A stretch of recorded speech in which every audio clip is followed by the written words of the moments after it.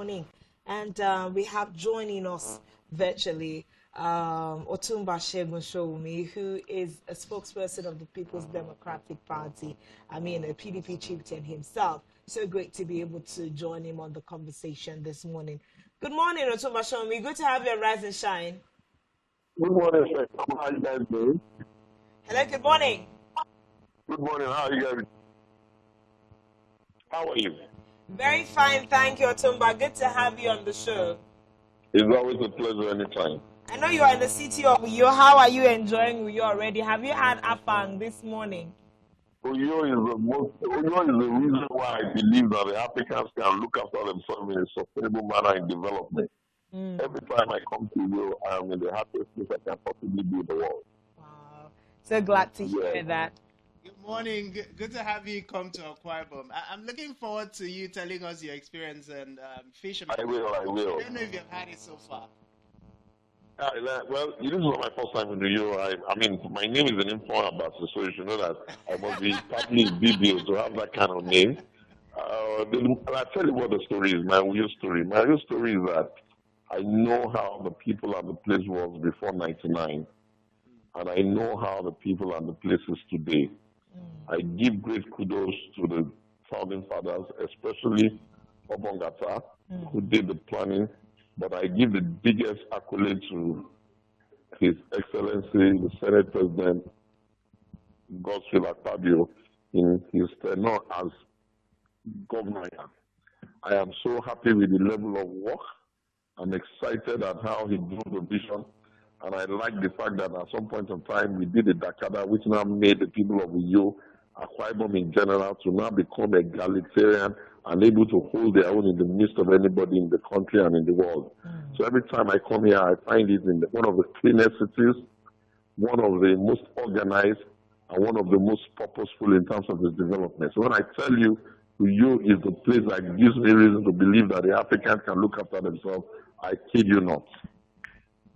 It's so glad to hear such high commendations coming from you this morning, Otumba, and it's really good. Let's push on the conversation this morning quickly since we have limited time. Quite a number of things we would have, really wanted to talk to you about, but one response I want to take. The Lagos State House of Assembly is embroiled in a speakership crisis as of now, and yesterday, Mojisola Merenda actually put in her resignation. Obasa is still insisting that he is the Speaker of the House. Where does the governing council come in, and why is this spiraling out of control? I think that if ever there was a time where one could understand the kinds of things that make leaders like Babangida annul and stop democratic processes, what has happened in Lagos State is one of those things that tells you that the process it can happen that way. If you don't feel ashamed on behalf of the people that are playing these games, you should understand that this is not how you expect democracy to work. Yes, it is true, the assembly can sometimes change their speaker, but we needn't undress a masquerade in public to the extent that even kids will begin to see that there is nothing hollow, there's nothing egalitarian, there's nothing secret about democracy and the systems of say. How do you explain to yourself that that kind of joke is taking place in Lagos? I don't have anybody to blame except those who have authority over them. And in that regard, the biggest blame goes to the governor of the state who allowed the process to be, mismanaged to that extent. First things first, the security requirement to make the laws that even the legislators make to work is vested in the executive. Therefore, sometimes it is the duty of the executive to say this type of behavior is not acceptable here. Then the legislator themselves, even when they make the laws, they are not the ones to interpret it. So you'll expect the judiciary to help in making sure that the principle and the intention of the law is also as it should be in the country. But when you now see them, some guy got impeached, he insists he wasn't impeached, he goes there. Today, it is not DSS that is, manhandling them. The next day, it's they themselves manhandling themselves. It's just a mess. It's an embarrassing mess that tells you that these people do not really understand what it takes to run democracy. But I believe that it will, thank God, nobody has been killed and no great violence has taken place. I just hope that those who are in charge of them will quickly call them to order, and then they can easily just say, enough. This is not democracy. Democracy should look differently, and it should feel differently, and it should have a different taste in the mouth of the people. But I think that those who don't understand that the destabilization of democracy is not in anybody's interest. It communicates the wrong culture to young people who are going to be the leaders of tomorrow. And I think that everybody involved in Lagos shenanigans needs to understand that they are embarrassing the country, they are embarrassing themselves, and they are communicating that Nigeria and its democracy is not matured. Thank you. Okay, so you literally taken some of the things you've said from what we had hinted when we kickstarted this conversation. The height of disgrace within the political scene.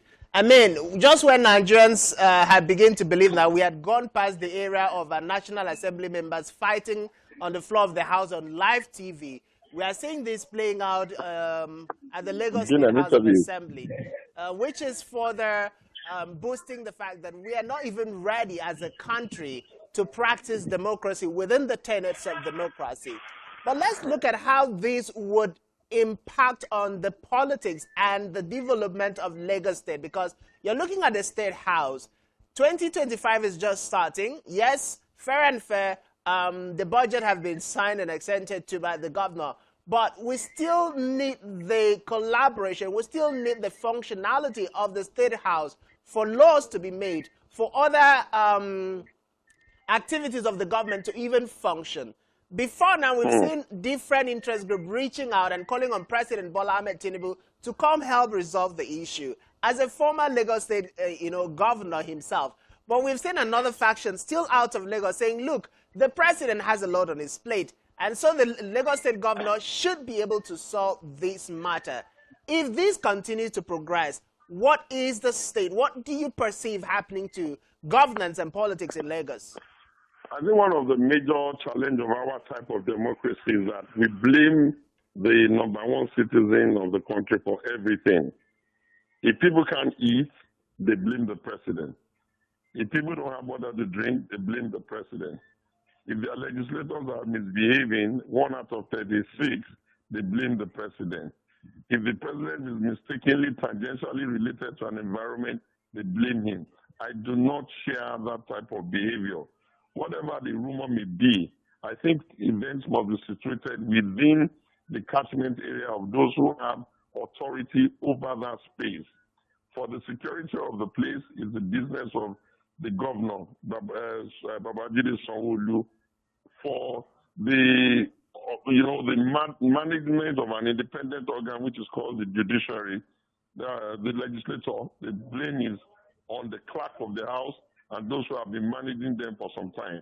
You would have expected that by now a certain protocol will come in place automatically when there is a bit of a fluidity in terms of the leadership.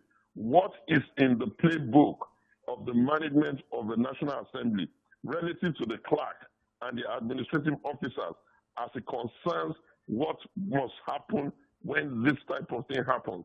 We have gone past the time when people will say today the maze is meeting, tomorrow somebody is bullying his way there.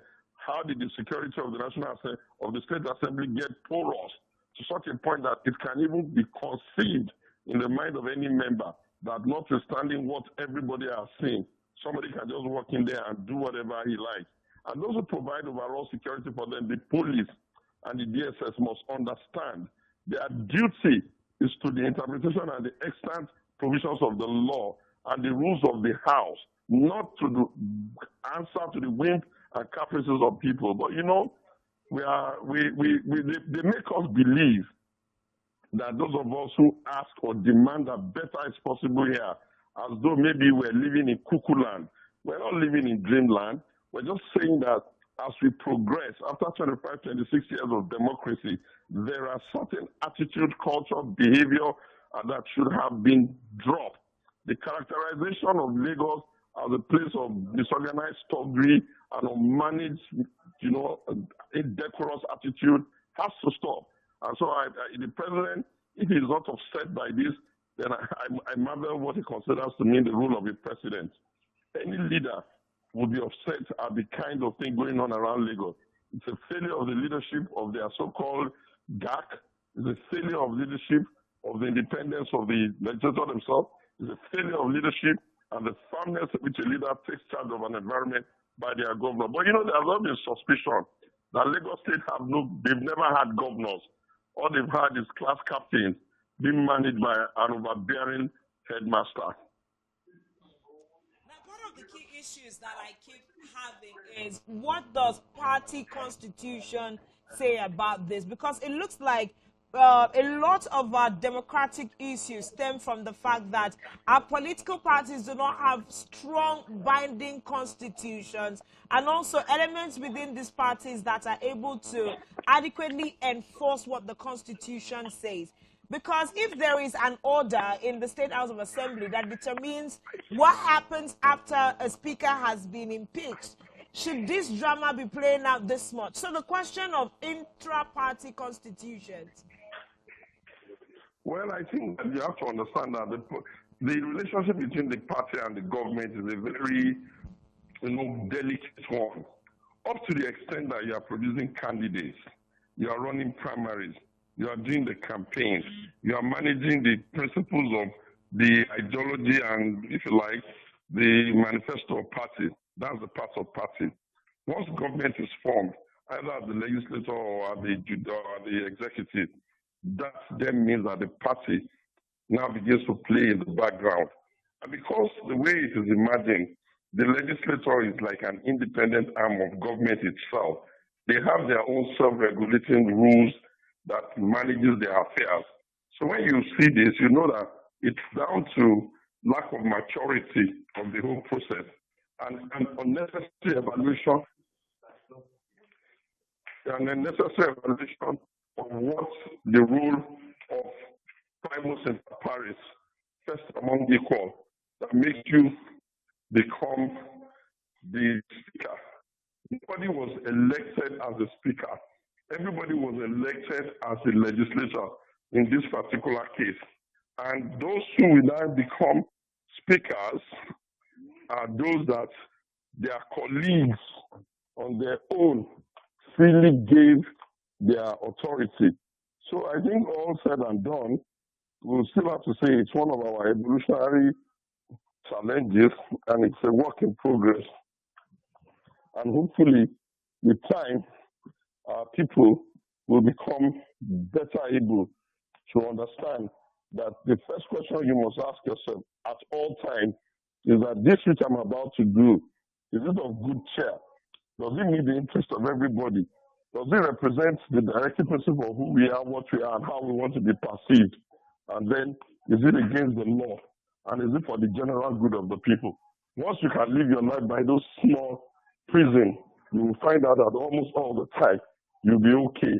And there wouldn't be much of an issue for you to be needing other people to come and solve problems that you were the one that was generally supposed to have solved. That's what I think about that. Away from, the Lagos State House of Assembly issue. You need to be rounding up now because I need to run for another interview. Okay, moving away from that. Okay, so one last thought. How is the PDP faring? Because the APC just had their NEC, meeting. And the PDP has been trying to put together their house for a while, and that's been proving difficult. Well, I think that when you imagine that the APC claim that they had the caucus and the neck, you just have to say kumbaya. Maybe they're beginning to learn that democracy does not revolve around the opinions of one man called their president. It is not normal for them to not have a structured time, a structured day, a structured process and period by which they have their neck.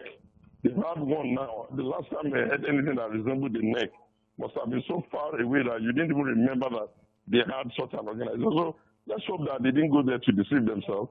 Their party is getting destroyed on the inside, where the PDP will be fine. Our issues are mostly legal, and I think by the end of the day, by the time they go around and come back, we would have figured out a way around it. And luckily for us, once the judiciary makes the final pronouncement, that'll be it. And people will then know that, okay, this is the position of the party, and everybody will live with it.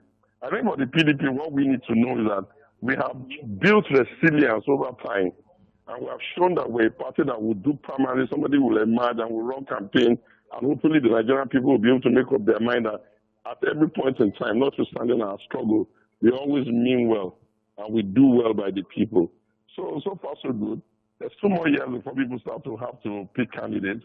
And it's up to the Nigerian people to be alive to their responsibility in determining what is in their own best interest as well. Okay, those are serious concerns, but we do hope that, you know, the intra-party wranglings in PDP does not destroy it in totality. We produced a very beautiful candidate for Nigerians in Edo, not to start in intra-party wrangling. And I can guarantee you we'll produce the best candidates that we can find, even for the next election. This is a conversation we'll definitely have again sometime when there is more time. Thank you so much, Otumba Segun Sowunmi, for coming on the show this morning. Thank you. Good morning. Enjoy you. Yeah, good morning. Yes, bye-bye. Yes. Well, serious conversations. There's a lot more activity that the People's Democratic Party need to do. But it looks like Segun Sowunmi had a quick explanation as to why the APC really needed to have their own NEC. There's a lot of, you know, intra-party wranglings happening in the People's Democratic Party. But he's saying that in spite of all of that, they're getting good work done. But let's see what 2027 flag bearership means for the People's Democratic Party amidst all of these things. We'll definitely get Sowunmi back to have that particular conversation.